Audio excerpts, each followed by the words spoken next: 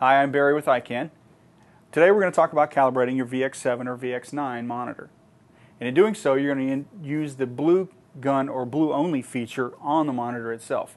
What that does is it separates the blue from the rest of the colors on the monitor so you can set the monitor up correctly. For our purposes today, we've actually assigned the blue only to F1 so that we can just turn it on. You can assign pretty much anything you want to either one of the function keys. Now, to get started, you have to have color bars into the monitor, and by doing so, you can either have that come from a camera, or you can actually point the camera at a color bar chart. Let's talk a little bit about setting up your monitor. Now, on the Ikan VX7 or VX9, we have 4 separate buttons to help you set this up. We have the brightness, contrast, chroma, and tint. And you're going to use all 4 of these buttons to set it up correctly so you get the proper color calibration from your monitor. Let's start with brightness, which is really your black level. Now, to the right and down at the bottom here, there are 3 small bars. From left to right, there's blacker than black, black, and slightly gray. In those 3 bars, you're going to set up the brightness by pushing it in the monitor so that you can only really see the slightly gray. Now you've set your black level.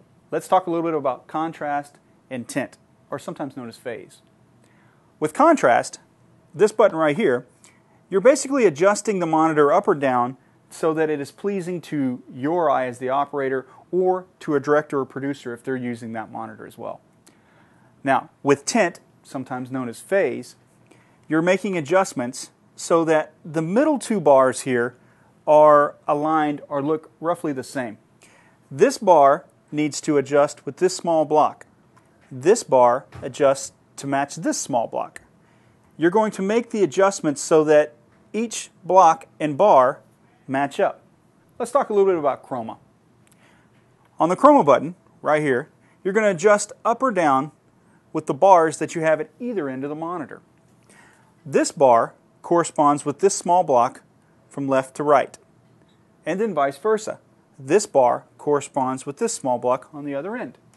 The goal here is to adjust your chroma so that they semi-match. Once you're finished and all of your settings are set up to your liking, you're going to turn off the blue, go back to your original color bars, and you're ready to start shooting. If you have any more questions or anything else as far as information that you need, you can check us out at www.ikancorp.com. Thanks for stopping by.